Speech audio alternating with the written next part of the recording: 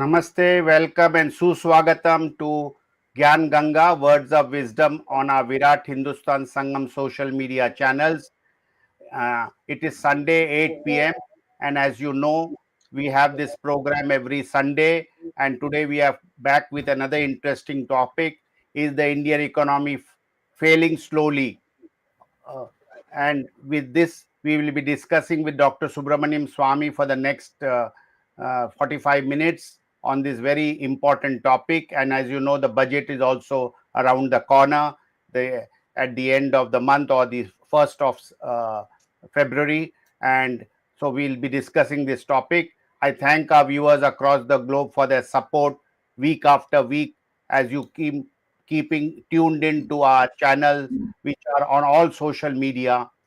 And we also would request our viewers to subscribe to our Virat Hindustan Sangam YouTube channel and also join and strengthen Virat Hindustan Sangam by visiting our website www.vhsindia.org, where you will get all the details.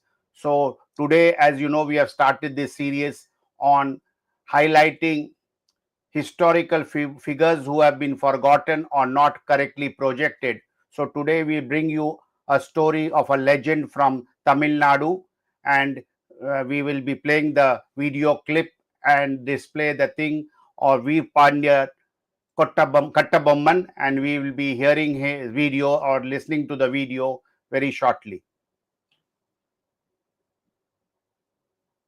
Let's dive into the story of Veerapandya Kattabomman, a valiant Palayakarar from Panchalankurichi, Tamil Nadu. Born in 1760, Kattabomman was not just a ruler, but a symbol of defiance against colonial rule. Kattabomman ascended to power in 1790 and was known for his staunch resistance to British taxation.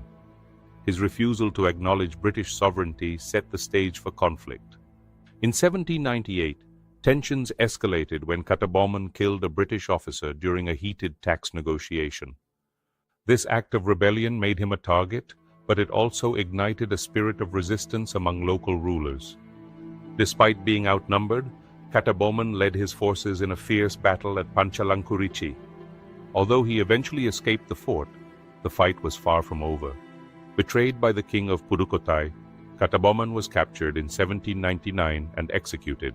His sacrifice was not in vain. It inspired many to continue the fight against British rule, contributing significantly to what would later be known as India's First War of Independence. Kattabomman's legacy lives on, celebrated in Tamil Nadu through memorials and festivals, reminding us of his undying spirit for independence.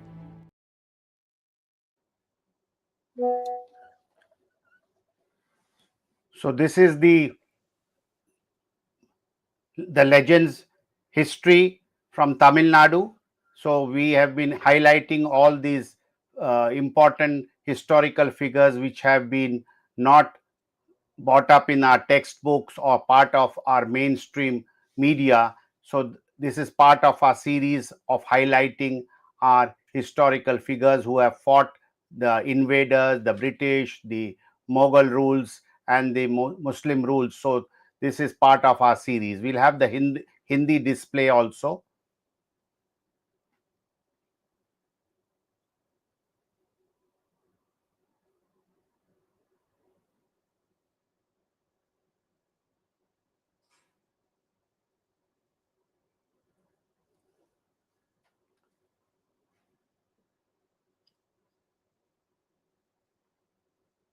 With this, we now go to Dr. Subramanian Swamy for initiating today's discussion. We also have our team member, just as you know, Professor Arvind Chaturvedi and Ramesh Swamy.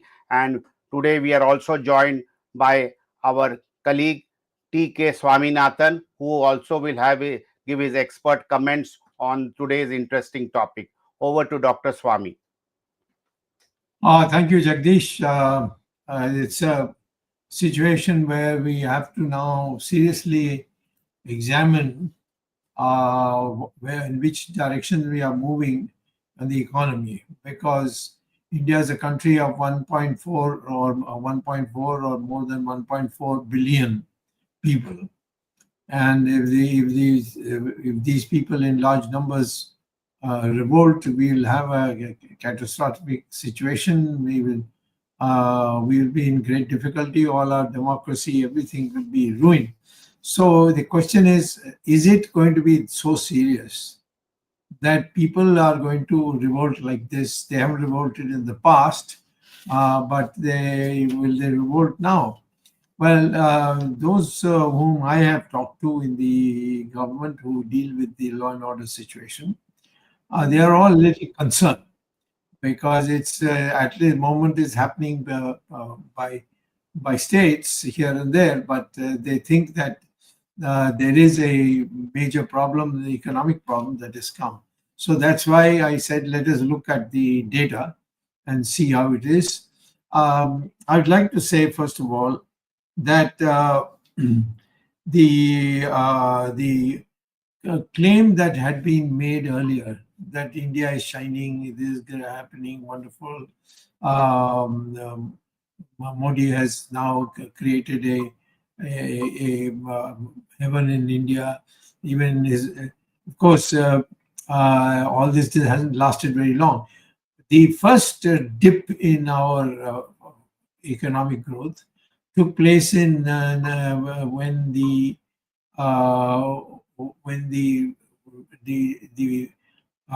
numbers which were there for the various aspects of the economy, they were going down. So we started off by the claim of something like a 6.5% growth rate in 2016. But every year the rate of growth went down. And some of the steps taken by the Prime Minister actually worsened it. For instance, a demonetization that came about, and which was a fiasco, and it had a huge impact. So by 2020, the growth rate was down to for the first quarter of that year of 2020, it had come down to just 3.5%. Then what happened is recovery took place, and but before the recovery could cross even 1 year, Corona came, and so it fell down some 11 or 12% growth rate became minus. And so after the Corona was over, the recovery started.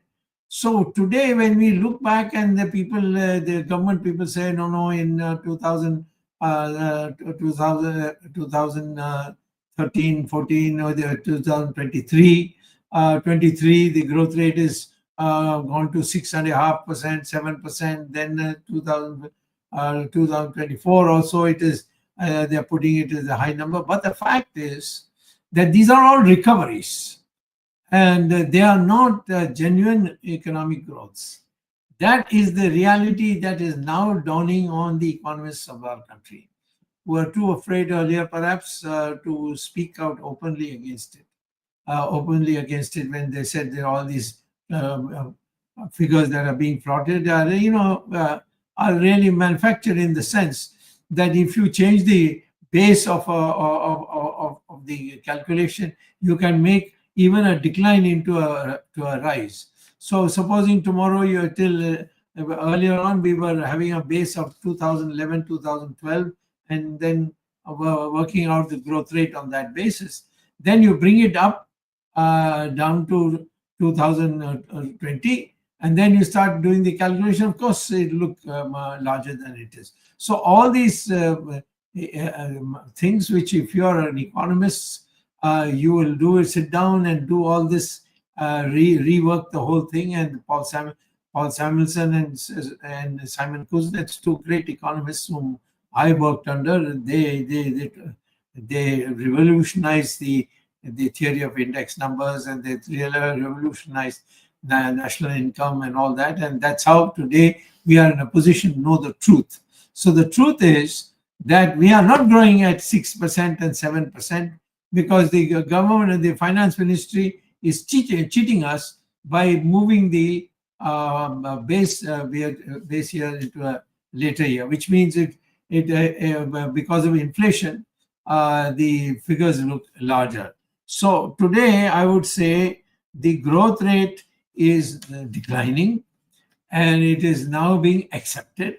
It is coming in newspapers. It's coming in there. India's, the Indian economy is losing strength, and now even in foreign countries, people are starting. Is India running into a problem, and so on? So I think what I would like to say to you today is, basically what has happened is there has been hardly any investment. Everything has gone into all kinds of things which money has been splurged. If there's unemployment has grown, there have been no efforts being made about it. Then they have raised this collection of funds, collection of taxes. They brought in all kinds of new schemes that has completely confused everybody. So today, I think we are probably a country with probably the worst financial arrangements that we have. And I don't think that the finance ministry has a voice at all, because it is all done by the prime minister's officials who are there in his office. They produce it, they send it to the finance ministry, and the finance ministry then comes and makes a statement in parliament. She herself doesn't know any economics, so it's not a surprise that she would welcome somebody else to give her a copy of it. In these circumstances, I would say the following, that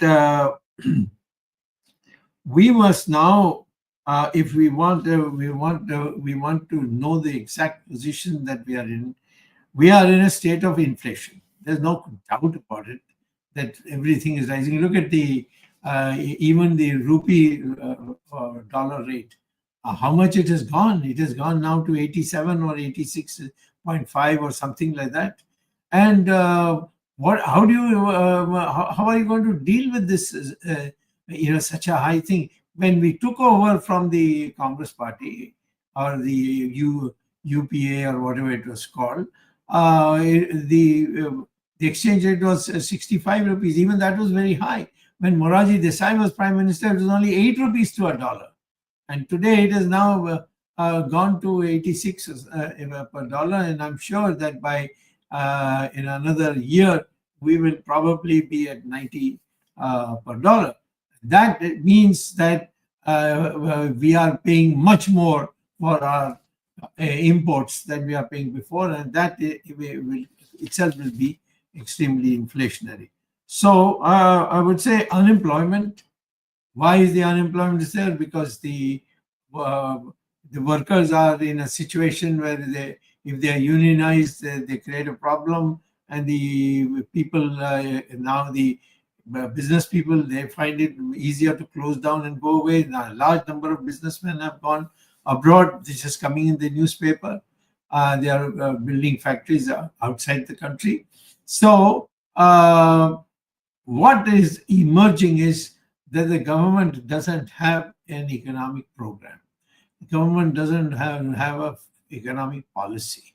And this is putting us in, all we are being is bluffed and told that we are growing at such a thing, we are wonderful, India is a Vishwa Guru, and so on and so forth. All this, and the media, of course, has got his arm twisted, so they say exactly what the government wants to say. So what we should be discussing is how should we change it. Now, after all, it's very simple economics. You want to accelerate the growth rate, and the growth rate can be accelerated if you use the money for investment efficiently, and that means the cost capital output ratio or something of those things have to be brought down. You can't just throw money and expect to get good results. And second, you must be able to distribute this money to the most needy people, people who are on at the end. I think we have no income tax for agriculture, but we have income tax for urban sector. And in the urban sector, the rich have got chartered accountants and this and that. They can weave around the whole thing. And the people who are below the poverty line, They don't pay taxes because they are not in the tax system at all. So it's the middle class. And these are often very young people who are coming, who are in a mood to invent and create this thing. They are being harassed.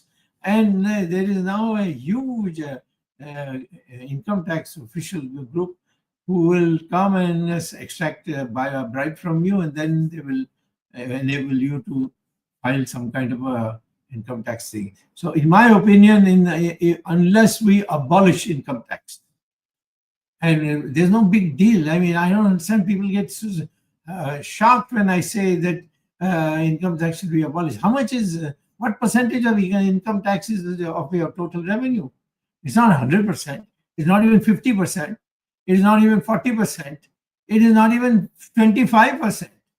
What are you worried about?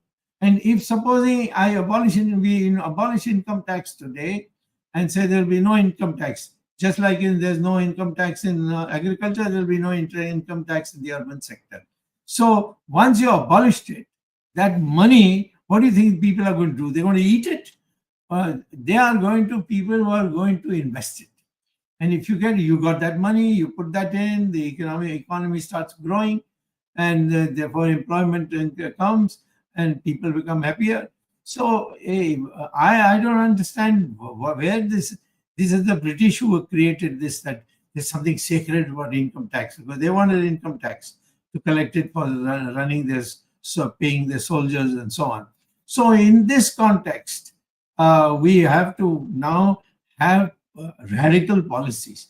But there's no economist in the finance ministry. There's no economist or at least an economist who has done some technical work in the field of economics, instead of having Shakespearean analysis of what the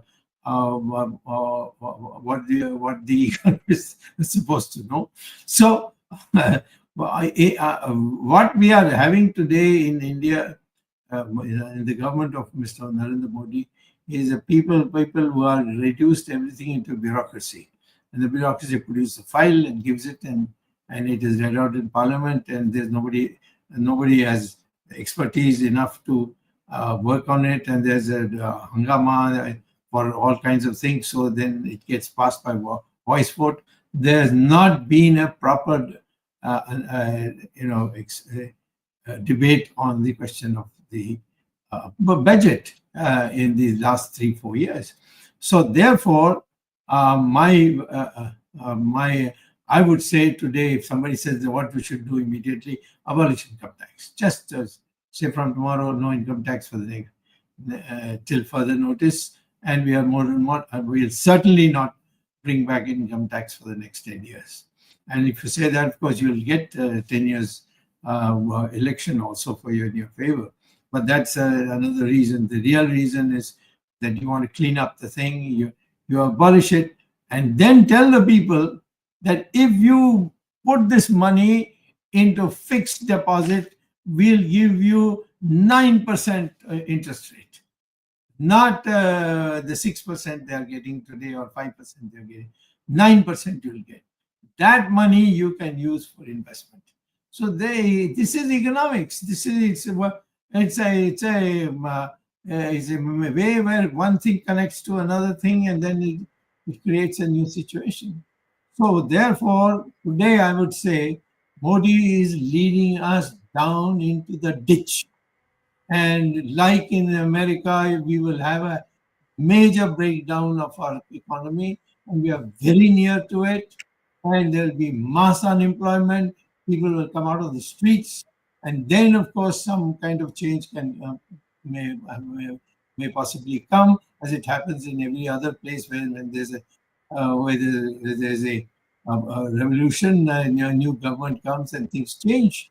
So today I'm saying that the anger in the people is very strong, and the workers are very angry. The rich have all packed off, and large numbers have gone out of the country, or they have such good friends as they have Adani has with Narendra Modi, that kind of thing, so they feel secure. So I would say we are literally in a revolutionary situation. The economy is likely to create a very, very bad situation in the coming 2 years. And certainly the process will begin by this coming September. And so I'm pleading to our people, please force the government to do the right thing, which is start by providing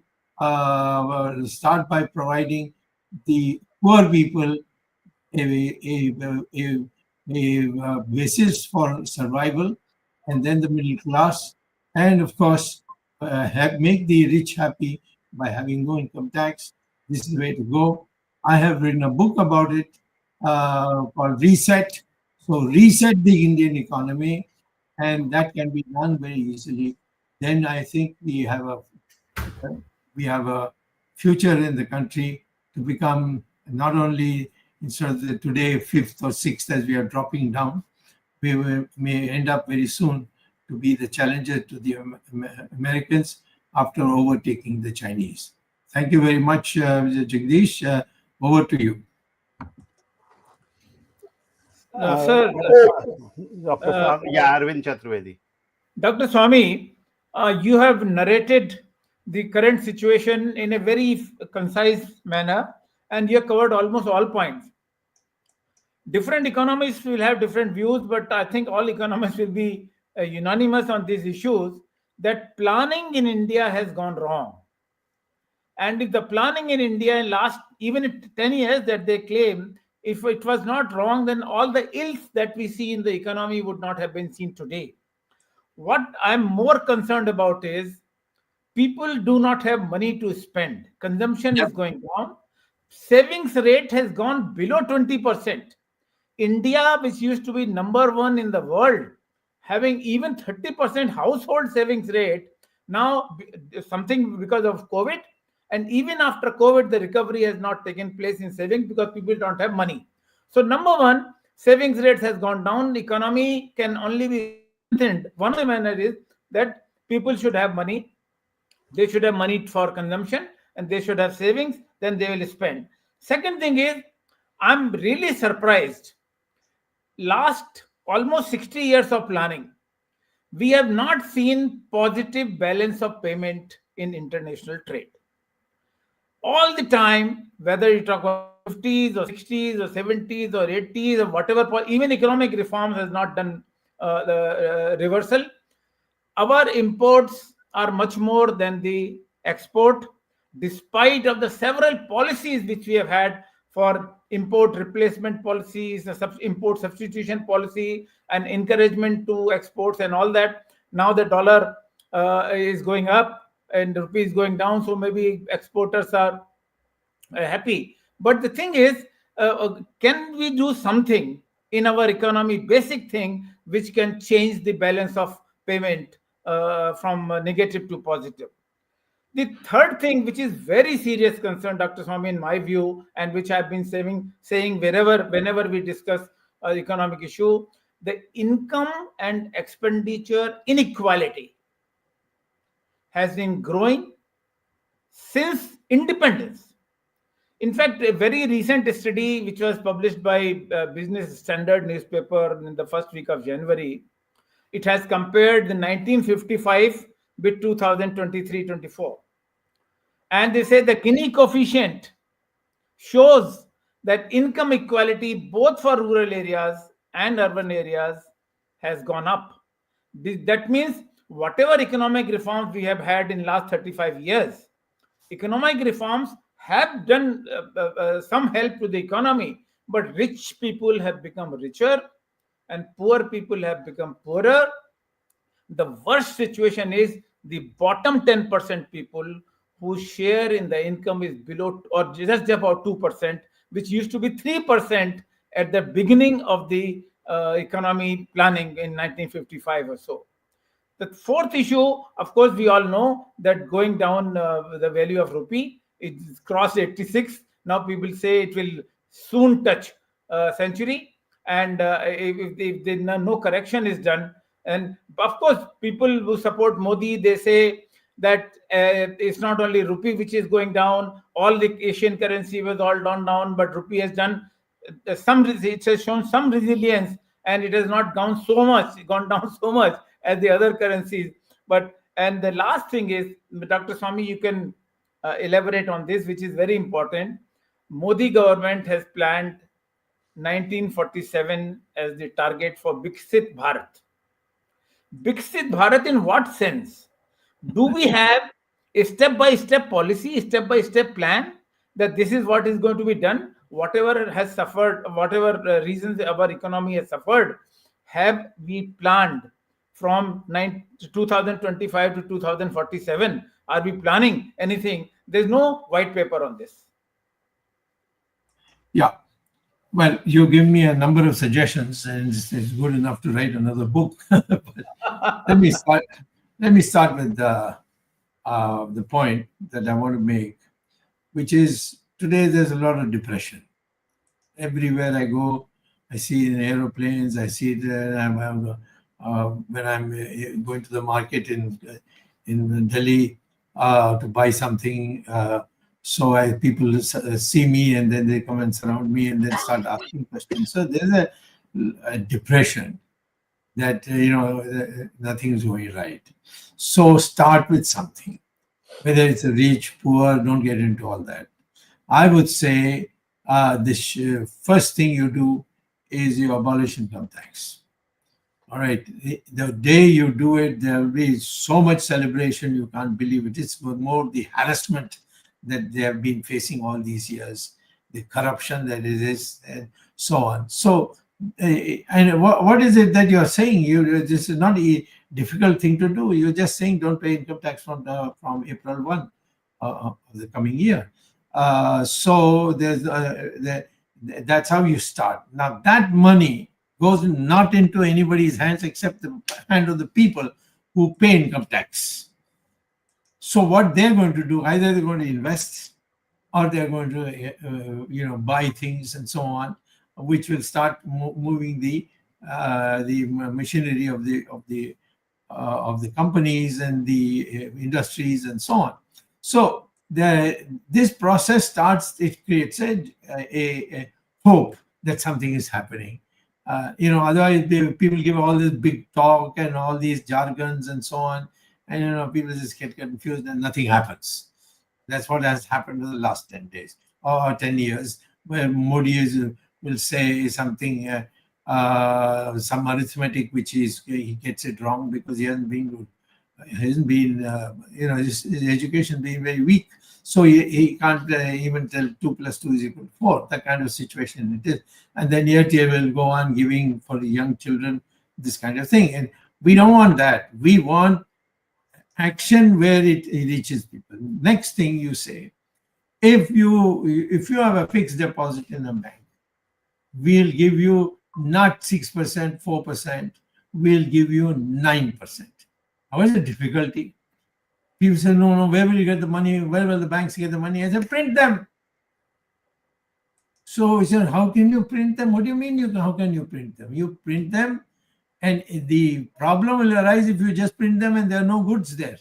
Today, we have a large number of companies which have got excess capacity lying because they are not able to sell, and they don't want to. They want to create it. So, if the government asks me which are the steps to be taken, I can't give this government, because this government is a dishonest government when it comes to intellectual matters. So they will say ha, and then nothing will happen. I will say this is a way you can do it. I am giving it to you. You do it yourself. I don't have to do it. Or we have to bring about a change. I mean, the people who can bring about a change in the present government, get some people who are educated people, not cinema stars and that kind of thing that you pack them with. And people who have been in politics, who know what politics is all about. So I would say, take this tax system which the tax collection system which Mr. Jaitley brought. What is it? GST. GST. It's the most crazy thing. I mean, it drives everybody nuts in preparing for it. What is it? And now they have acquired all the state money also. the state which was collecting money by their own taxes, they are not getting it. They have to beg for it from the central government. So I think all in all these things can be solved, but it requires somebody who's sincere for it, and it should be someone who say, well, this is the only way to do it, and otherwise we'll be just getting bluffed, and we're told Vishwaguru is coming, and this is coming, that is coming, and nothing of the kind happens, and we are losing our territory to China, where we are not, this money is not going to defend the country. Whatever money is going, I think Adani is taking it to and getting caught in America on that. So in these circumstances, there is a lot of depression in the country. We have got to get out of this depression. And the only way to do it is to show some big changes, not just announcing changes, but seeing it in practice. And I would say start with abolishing income tax. And all those who put fixed deposits, their interest rates will go up to 9%. Dr. Swamy, there's a question from the viewer that about this foreign portfolio investors flow out, which is a record high in recent time, and the stock market also is showing quite a big decline. So some of the viewers want to know this aspect of the economy also. I only believe in market.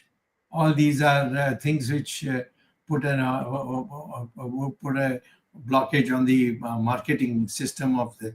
If you have dollars, sell it to us for rupees. There should be a rate of exchange. Either you have a market system like the Americans have it, or you can fix it like the Chinese fix a number. I mean, when Morarji Desai was Prime Minister, our exchange rate between the dollar and the rupee was 7 rupees to a dollar. Today it is what? Going to be almost 90 now.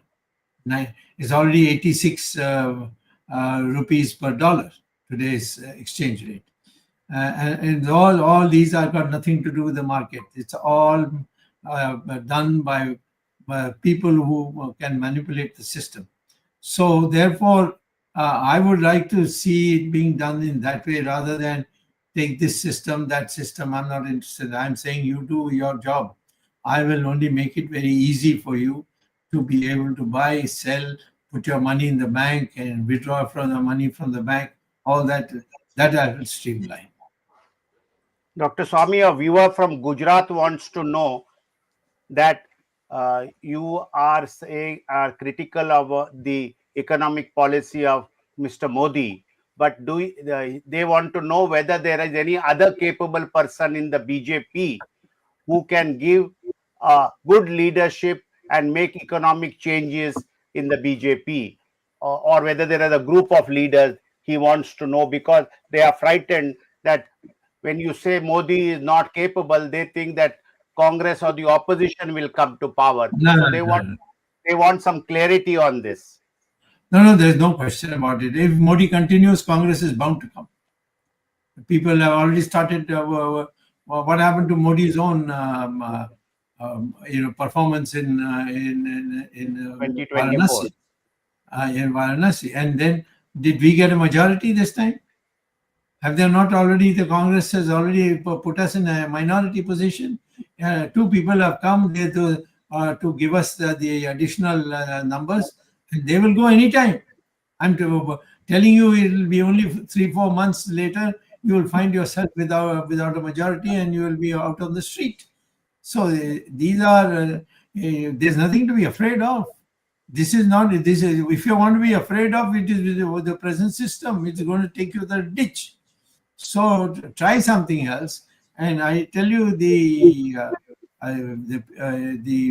BJP even today has the largest number of talent, but the talent is all being sidelined, and because there is a feeling that if you bring somebody of talent, then he will become a challenger also for my prime minister's position. That kind of fear the present prime minister has, and therefore he doesn't want anybody of talent. So if somebody is not doing the work, then try somebody else. and keep trying, getting more and more people. You will get people who will come and join you if they think that they are able to, without doing any hera-feri, they can enter and be a member of parliament of the party and as also a minister. I think, Mr. Ramesh, before we go, let us hear Mr. T.K. Swaminathan, who has some points and presentation to make. T.K. Swaminathan ji. Thank you, Dr. Swamy and VHS for giving me an opportunity. I'll picking up threads from the abolition of income tax. I'll just start. In the recently concluded parliament session, it's interesting to note that only 6.68% of the population pays at least, file income tax returns so far. So as you said, it's not much. Out of this, the income tax returns that's filed is close to 8 crores. And out of which close to 5 crores have filed a zero income tax return. So all in all, you have got only 3.2 crores who has filed income tax return. And in all humility, this 3.39 crore can be assured that it's not our taxes that's running the country.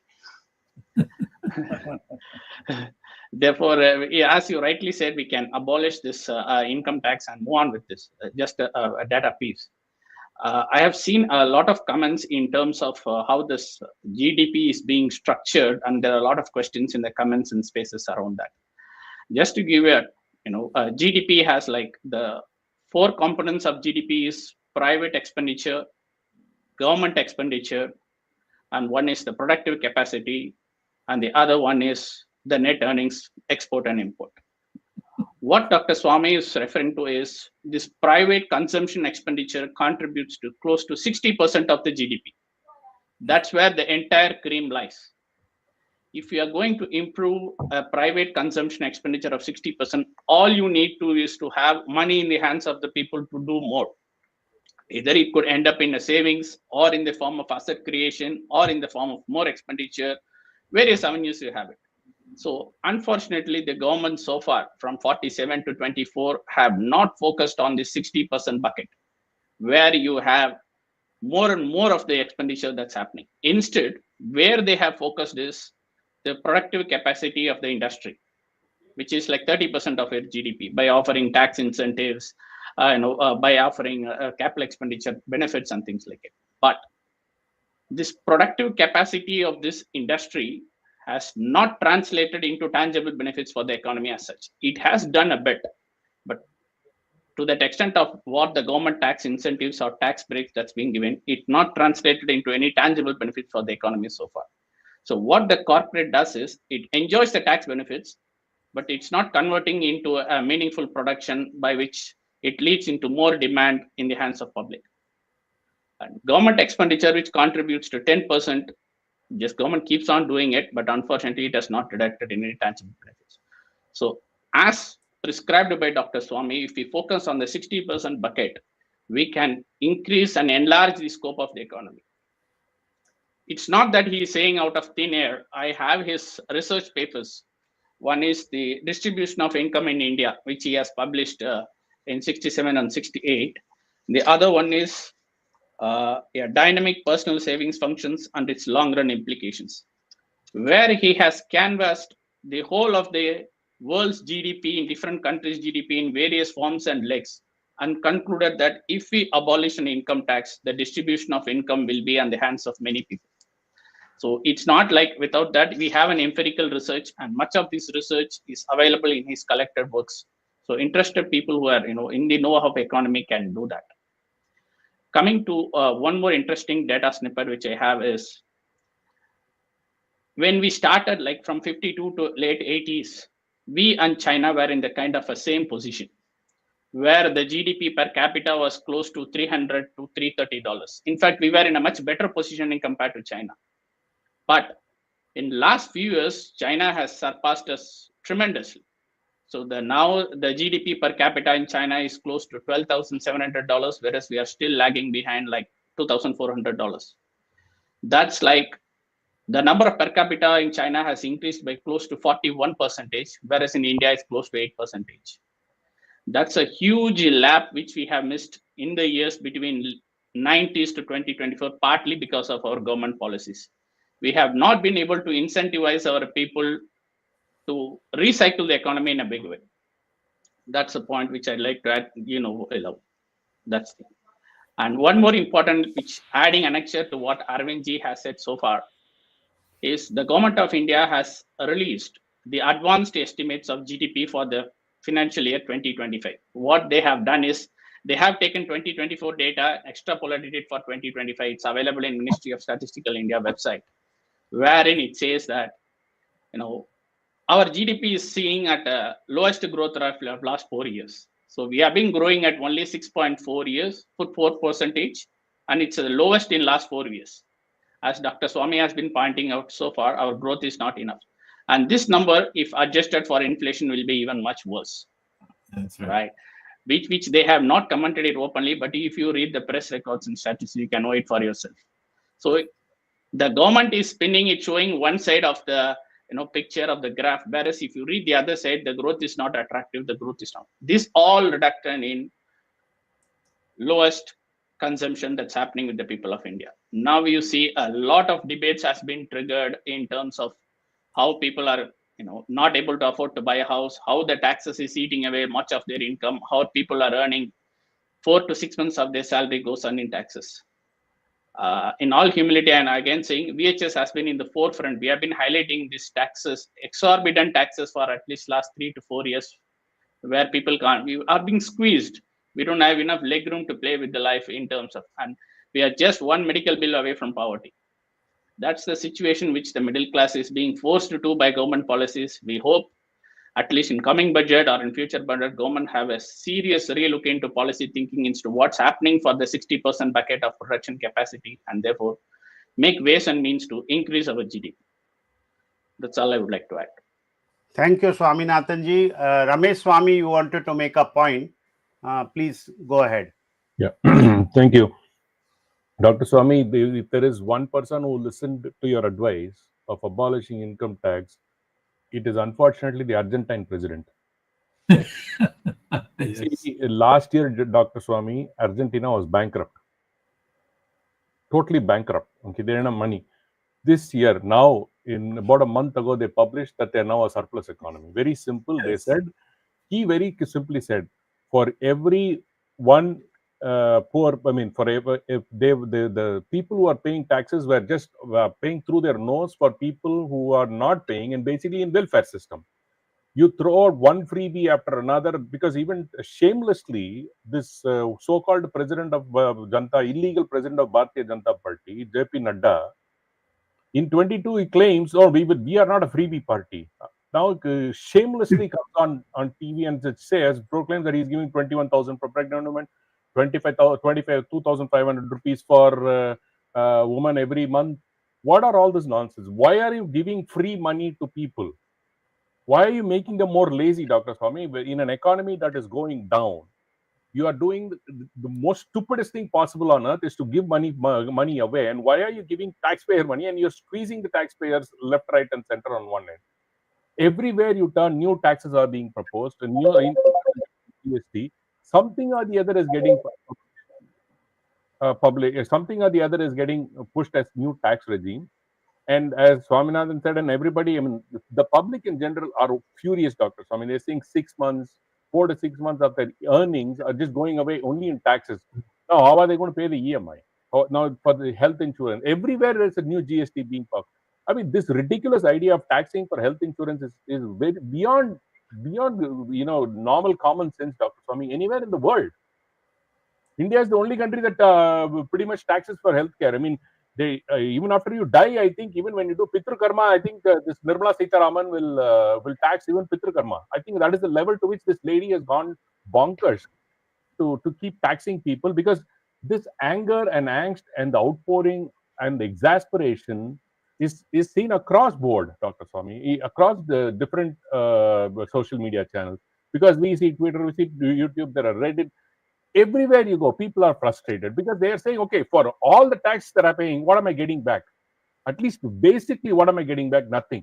While here you go, there are people out in the streets who are getting 2,500 rupees a month for what? Nothing. So this frustration is just beyond control, and it is high time, Dr. Swamy, that this spending, this just unbelievable spending by this government has skyrocketed in the name of freebies or opening this channel, opening this one, this bullet train, all this. They think that all this is building the economy. Unfortunately, it is not. It does not show in the number of jobs that are getting created. There are no jobs getting created, Dr. Swamy, unfortunately. Because we have discussed this time and again, for jobs to be created, you need to invigorate the private sector. There is no incentive for the private sector to start any, because before you even start a plan, if I want to start the factory tomorrow, by the time I start the factory, my grandchildren will cut the ribbon. That is the status in which India is today. Because either that or they will suck me dry before even you start a factory, because it's some form pretext or the other. It is just absolutely not possible today for us to revive the economy, because in the top, when you think that all I'm going to do is throw away all the money like that I collect in taxes like this, it's not going to happen. As again, T.K. Swaminathan highlighted, 3 crores. Is it 3 crores? Something like that, right? How many people pay income tax, Swamy? 3.1. Yeah. What is that in terms of the population, Dr. Swamy? Not even 1%, right? Swamy, 1 or less than 1%? Yeah. 2%. 2%, roughly. So 2% of the people pay income tax in a country, which is absolute ridiculous. And you continue to keep milking that 2%. How long can you squeeze it? Dr. Swamy, that's the Jagdish brought out, who is the leader. I'm being very blunt. If you are not the next finance minister or prime minister, this country is your country. Rather, let me put it this way: your country is doomed. Ramesh, just let me add one point to income tax. You see, if you look at the share of individual income tax and share of corporate income tax, what is happening in last few years? It is the inverse. Income tax share is going down and corporate income tax is going down. It is ridiculous. It is ridiculous. So it is reverse. Whom the government of India is saving? For whom the government of India is working? Is it working for the sector or for the common man? Arvindji, what is the definition of the common? Let me be very clear. It is not the common man anymore, because this government has created a class. Middle class. Let's talk about middle class. Yeah. There is a rich, poor, and the idiots in the middle. That's all. who pay through their nose, who have no chance. They have to pay everything. They have to pay direct taxes. They have to pay indirect taxes, right from birth to death, or even after death. There is no solution to this, because if you have an idiot running, if you have a complete idiot and a clown running, you expect if you have a clown as a leader, you expect a circus. That's what they say. There's a problem, and that's what we are seeing today. With no clue of what an economy is, because the prime minister has zero knowledge of economy. Even in mathematics, A plus B whole square, he says 2AB is extra. So he doesn't know math. He doesn't know economy. He doesn't know science. He doesn't know anything but Jumla. Okay, so you keep on doing Jumla one day and after another. At what point will the people? Of all the people, the poor are very clear. They know that this guy is doing Jumla, and it's okay. We will enjoy the Jumla and get the money and sit. The rich says, okay, this guy is he's the Jumla guy. We just appease him. We'll keep holding our money. And the middle people are the people who believe, the educated class, a little bit educated. Some of those idiots believe that Modi is doing correct.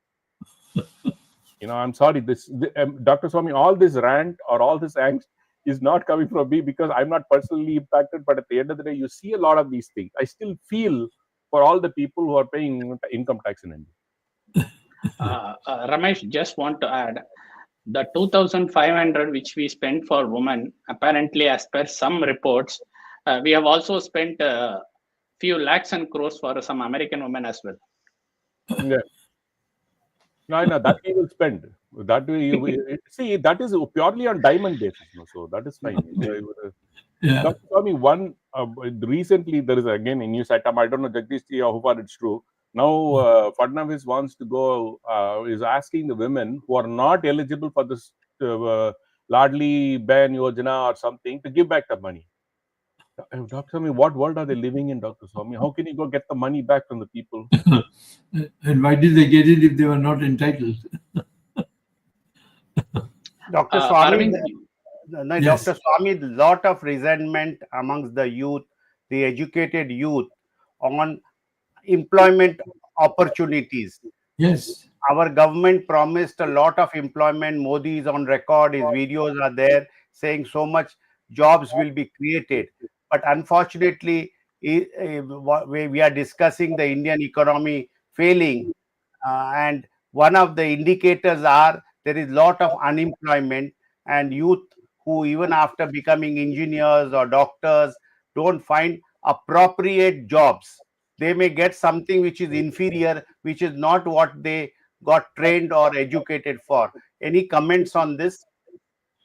Yes, it's a very big topic. You see, the companies which employs people now find machines to substitute for them, because the fact of the matter is that they are not in a position to be able to manage these employees, because if the employees come together, if they want to make demands and all this, they want to escape from that.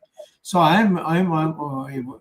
this is a big topic. We should have a separate hearing on it, because employment has to come is a very, very important subject, and it is so complicated as to how employment is generated and who are the beneficiaries and who are the losers.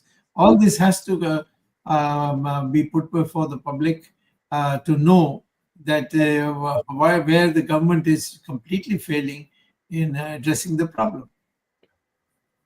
I have one question for Arvindji and Swaminathan. So, Arvindji, do you have any data on the so-called Agnivir Agnipath scheme? I mean, has it really generated that many? I mean, have they? I mean, people who come on. I think it has been 4 years now since they announced it, roughly. Yes, yes. Has it really resulted in anything? Recruitment is going on, and there are a large number of people who have completed their term and they have come out. What are they doing? Question is, what do they do after they complete the 4-year term? Whether government is going to provide them jobs. You see, we had discussed in the last budget, government had provided jobs, they had provided guarantee for corporate sector or internship. Now the figures are so unrealistic, and that's what we discussed. It comes out to be 20,000 interns per company. Can a company of any size have 20,000 interns? Nobody believes this data, and I think we should also, is becoming like Chinese data. Nobody believes the Chinese data in India, world over, and the same thing is doing. 53 crores mudra loan. Can you believe? In a country of 140 crore people, more than 40 crores people are availed mudra loan. That means every third person. I mean, nobody looks at these figures when government dishes out this data. And the data is so unrealistic, so unbelievable. I mean, you can always keep on questioning, but nobody is answering. We say poverty level has gone down. Poverty level has gone down. 82 crores people are getting 5 kilo ration. Out of 140 crores, 82 crores are getting free ration. Are they not poor? If they're not poor, why don't you ask them to give up the scheme like you did for LPG? When Narendra Modi took over, he appealed to people, those who can afford, they should give up the subsidy. Now he can say, my mistake that I provided ration to 82 crore people. Those who can afford to buy ration, they should give up the scheme. This is fooling the people. Dr. Swamy, one other people. One other anecdote, Doctor. I mean, more of a fact. Close to 10 lakh crore of NPAs. 10 lakh crore have been written off, Dr. Swamy, in the past 20 years. 10 lakh crores. Dr. Swamy, where is this money from? Where is the source of the money? Income, again, taxpayers' money or some form, shape or the other. People are paid into the system. This is not printed money. 10 lakh crores, you write off all the rich people, walk away. What about, and obviously you got to keep squeezing. Somebody was creating that tax income, and that's exactly what happened. So I'm going to jump in if you want to. No, this Dr. Swamy has got a case on this RBI's responsibility towards the creation of ANPA, that's SEC. But this is made possible by the law created by Narendra Modi government, that is the Bankruptcy Code, IBC. What they do is you take a haircut. In the name of haircut, you cut everything except the head is gone now for the bank. but then you let away with them very partial amount by paying like 1 or 2% or 5%. So many saw a business opportunity of buying a huge loan and take the write-off and be quiet for 5 years and then resurface again in some form or the shape. That's what is happening in IBC. Time that either IBC is tracked down or it's being monitored at the severe level, because it's become a business racket for many people to take loan and then go for a write-off. Yes. Dr. Swamy, a general comment, people want to have your reaction. Earlier on, the Kejriwals or the Sri 420s and some of these opposition parties tried and said about this, gave freebies like what many states have done. But now, even BJP for the last 1 or 2 years has jumped into the bandwagon, and like they're doing it in Maharashtra, Ladli Behn Yojana, or for that what's happening with the manifesto announced for the Delhi election, the freebies. You are an economist, so we want the viewers want to know your comments on this freebie culture and its impact on the economy. Well, you see, when you give something free, in order to create that to be given, you have to spend money. Where is that money coming from? The whole, huh? Exactly. Next, Where go is the ahead, money go coming from? Yes, Dr. Swamy, go So ahead. therefore, what will happen is that these foolish people, they will, they may not have income tax. They may not be, they may be below the income tax level. But then the water level, water price will go up. The electricity price will go up. That's how they do it. This is exactly what this page Kejriwal has done.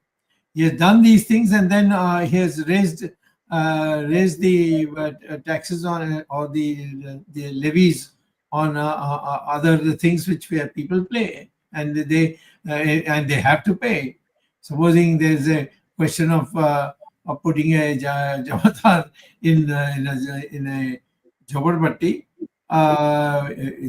it will be collected from that area, and they will have to pay. So one way or the other, they collect it, and that immediate freebie, that is what they rely on, and then they always do it when the elections are there. And once the elections are over, then you see they will collect it from the very same people. So in short, you are saying it's counterproductive for a developing economy. Absolutely, because it is this is not the way for the market to prosper. Market, you're in one market, you're making into zero, and then you are adding it later on for another market, in the sense, or whether the government money goes into which market and all, it's up to the government. But the fact is, the money goes to the government via some kind of tax. No, funny thing is that Narendra Modi in several election schemes earlier made fun of these revdi. He said free revdi ka baant rahe hain, free revdi. Now they are repeating whatever Aam Aadmi Party has promised in the manifesto which was released day before yesterday. Same thing has been repeated, but more. Kejriwal promised 2100 rupees, 2100. BJP says 2500. So on one hand, you have been criticized. Even Supreme Court had made a comment on this, the freebies, but it has become now the part of the election process. I think we are running out of time, so Yes. I think we'll have another discussion on the topic again. And but Dr. Swamy, there's one question I want. How do we stop? Is there a way for to tell the banks, the government, to stop writing off these NPAs? Like Anil Ambani, who owed 48,000 crores, he got away with 400 crores. Who makes these decisions, Dr. Swamy, at the end of the day? Decision made by the Prime Minister. But is there not a, I mean, how? This kind of level, it can be done by the Finance Minister. 48,000 crores. Where is 1%? As long as he owed 48,000 crores, he walks away with 400 crores. The question is, their question is not that. The question is who's going to protest, and how many places will you protest? Yeah, because the rich are not going to protest because they're benefiting. The poor don't care. The middle class can't protest because they're anyway going to get squeezed again. Poor can't. Poor have got so many other things to do. You see, middle class can't do because they don't want to lose whatever whatever positions they have. They will be targeted. It will be very easy to browbeat them. This has to be done by political parties, but the political parties are themselves complicit. You have rules by which the political parties have to use black money to conduct the election. I don't understand why there need to be a law which says you can't spend more than so much. You have to just require a law saying that you have to give a honest amount that a bill, or you have to tell us how much you spent in an honest way. That's all. We keep that as a record. That's all. If you spend on an election, there's nothing wrong with making it tax exempt. Dr. Swamy, one biggest thing, again, from an economic standpoint, India's richest people are just getting away from the country. They said, boss, at any point in time, they can put my hands on me. They're all leaving India in droves. Even that is a recent statistic. That's thousands and thousands of rich people are leaving India and says, I don't want to do anything here because they've made the money and they're running away. How will the economy grow, Dr. Swamy? At every point, if you look at it, because if you look at agriculture has been screwed completely because it has been gone beyond because the farmers are protesting everywhere else. Agriculture is gone. Manufacturing is again at the lowest level. At what point in time is India how are they going to keep feeding this? Because we're just going back to the old era of just keep feeding money, give freebies, bankrupt the country. Instead, on the contrary, we should be doing the opposite because India is a land of opportunity. We have the intellectual capital, we have the age capital, we have the facilities to do, but we're still not taking, given where US wants to replace a lot of the corporations in the US, want to find an alternate source to China. India is not doing anything to address them, Dr. Swamy. It is sad that we are losing out an opportunity because every 6 months, some election or the other comes. And we have a guy who keeps jumping between one election to another saying, oh, we have to do this one jumla or the other. Amazing the amount of money that number of people, first of all, the money being written off, a number of rich people leaving India.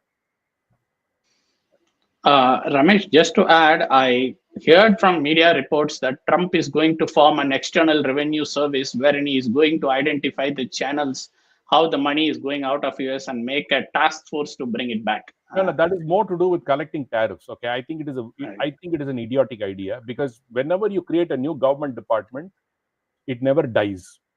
I am against creating any new government department. You create one department with 10 people, in 10 years, it will become 10 million people. They should never create a new government department. In fact, on the contrary, you should be cutting back. I completely disagree with it. I don't want to digress from what we are talking today. Never create a new government department. It will never work anywhere in the world. I think it is a very wrong move that to create a new external revenue department. What is external revenue? Anyway, sorry.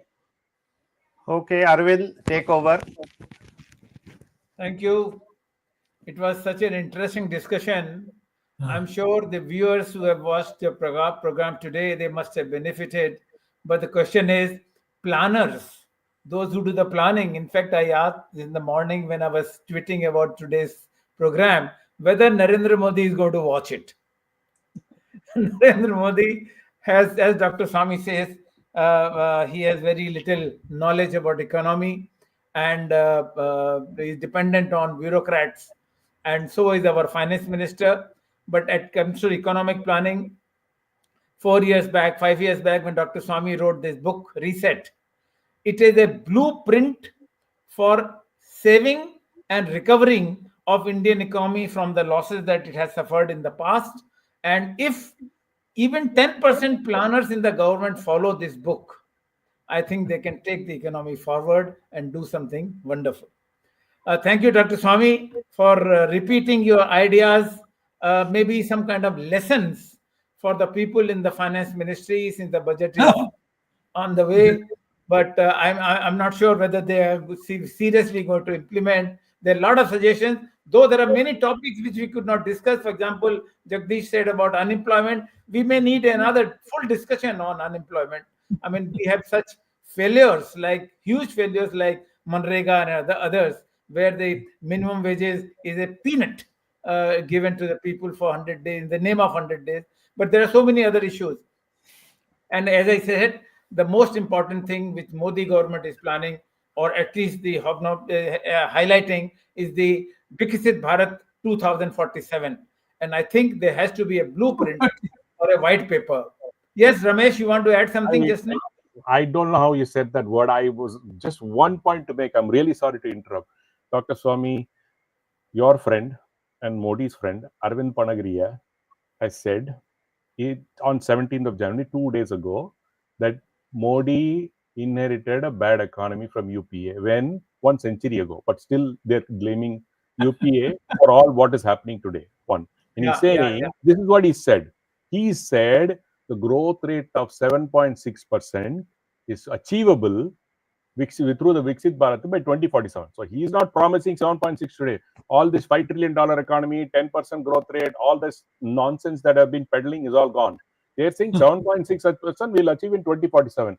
None of us listening to it, most of us listening today are probably, might not be there to see this to a large extent. I don't know how long we'll be there.